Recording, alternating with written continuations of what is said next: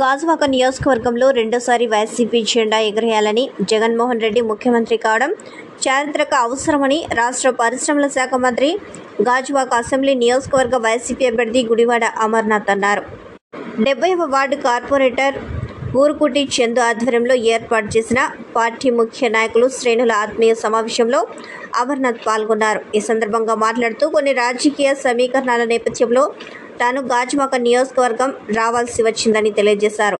గాజువాక నియోజకవర్గం సమన్వయకర్త బాధ్యతల నుంచి ఊరుకుటి చందును తప్పించి కొన్ని ప్రత్యేక పరిస్థితుల మధ్య తనకు ఆ బాధ్యతలు అప్పగించారని, ఈ విషయంలో చందు కుటుంబం ఎంత బాధపడిందో తాను అర్థం చేసుకోగలనని చెప్పారు. కానీ ముఖ్యమంత్రి జగన్మోహన్ రెడ్డి ఊరుకుటి చందు ఆయన తండ్రి అప్పారావును స్వయంగా పిలిచి మాట్లాడారని, వారికి త్వరలోనే మేలు చేస్తానని హామీ ఇచ్చారని చెప్పారు. ముఖ్యమంత్రి తీసుకున్న నిర్ణయానికి కట్టుబడి తామంతా పని చేస్తామని తెలిపారు. కార్యక్రమంలో పార్టీ ప్రధాన కార్యదర్శి ఊరుకుటి అప్పారావు, ఐఎన్టీయూసీ నాయకుడు మంత్రి రాజశేఖర్, కార్పొరేటర్లు బొడ్డు నరసింహపాత్రుడు, రాజాన రామారావు, ఇమ్రాన్, మద్ది శంకర్ రెడ్డి, గుడివార లతీష్, కె శ్రీనివాస్ తదితరులు పాల్గొన్నారు.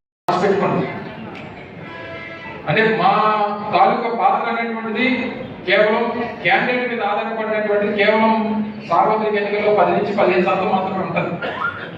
కానీ రేపు ప్రజలు గ్రామాల్లోని వార్డుల్లోని ఓటేయడానికి వెళ్ళేటువంటి పరిస్థితులు వచ్చినప్పుడు బ్యాలెట్ బాక్స్ మీద ఉన్నటువంటి బటన్ ని నొక్కే ముందు ఆలోచించేటువంటిది చంద్రబాబు ఓటేద్దామా, జగన్మోహన్ రెడ్డికి ఓటేద్దామా అనేటువంటి దాని మీద ఆలోచన చేస్తాం. ఆలోచన వచ్చినప్పుడు మనకి మాటించి నిలబెట్టుకునేటువంటి జగన్మోహన్ రెడ్డి గారికి ఓటేయాలా, ఏ రోజు కూడా చెప్పిన మాట నిలబెట్టుకునేటువంటి చంద్రబాబు నాయుడు ఓటేయాలా అని చెప్పి ఒక ఆలోచన పేదవాడికి వచ్చినప్పుడు డెఫినెట్ గా బటన్ ఫ్యాన్ మీద నిలుతాడు అనేటువంటి విషయాన్ని దయచేసి గమనించుకుని కోరుతా ఉన్నాం. ఇది మనం చెప్పాలి. ఎందుకంటే ఉన్నవాడికి ఏ రోజు ప్రభుత్వంతో పని ఉండదు. ఈరోజు చాలా మంది మన ప్రభుత్వం గురించి మాట్లాడేటువంటి వారందరూ కూడా ఉన్నతమైనటువంటి వర్గాలు, మన ప్రభుత్వాన్ని విమర్శించేటువంటి వారు ఎవరు కూడా అందరూ కూడా ఈ ప్రభుత్వాలతో పనిలేనటువంటి వారు మన ప్రభుత్వాన్ని విమర్శిస్తున్నారు తప్ప ఈ రాష్ట్రంలో ప్రభుత్వంతో పని, ప్రభుత్వం వల్ల జీవనం సాగిస్తున్నటువంటి ఏ పేద కుటుంబం కూడా మన జగన్మోహన్ రెడ్డి గారి నాయకత్వానికి కాదనుకోదు అనేటువంటి విషయాన్ని ఒక్కటి మాత్రం గమనించుకుంటూ పోతా ఉన్నాం.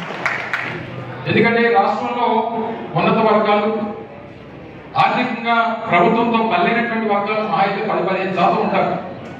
కానీ 100% మాకు ఏ ప్రభుత్వం వస్తే ఏం చేస్తుంది, ఏ మంచి చేస్తుంది అని చెప్పి ప్రతి 5 సంవత్సరాలకి ఎన్నికలు వచ్చినప్పుడు ఆలోచన చేసేటువంటి ఈ 80% కుటుంబాలు తప్పకుండా జగన్మోహన్ రెడ్డి గారి పక్షాన్ని నిలబడతారు అనేటువంటి విషయాన్ని సందర్భంగా తెలియజేస్తా ఉన్నాను. ఇవన్నీ మనం చెప్పాలి.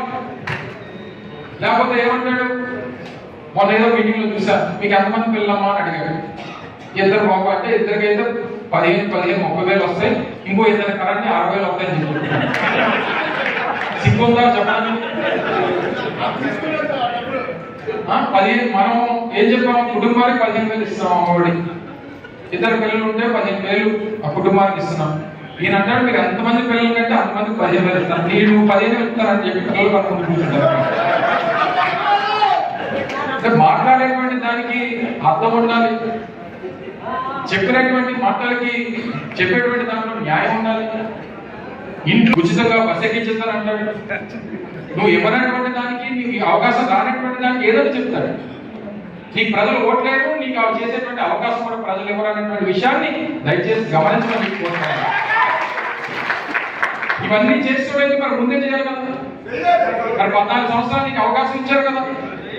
3 సార్లు ముఖ్యమంత్రిగా నీకు ఈ రాష్ట్రంలో నీకు ప్రజలు అవకాశం ఇచ్చినప్పుడు నువ్వు చేయడం మానేసి ఇప్పుడు 5 సంవత్సరాల నుంచి జగన్మోహన్ రెడ్డి గారు చేస్తే మళ్ళీ ఇంకోసారి ఇవ్వండి మళ్ళీ చేస్తారంటే పరిస్థితి ఉంటుందా?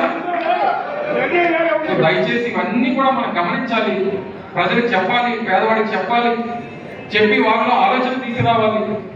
ఎందుకంటే అనేక రకాలుగా మభ్యపెట్టేటువంటి మాటలు చెప్తారు, లోపరుచుకునేటువంటి మాటలు చేస్తారు, పనులు చేస్తారు. ఇవన్నింటినీ కూడా అధిగమించాల్సినటువంటి బాధ్యత మనందరి మీద ఉంది. ఇవన్నింటినీ కూడా అధిగమిస్తాం.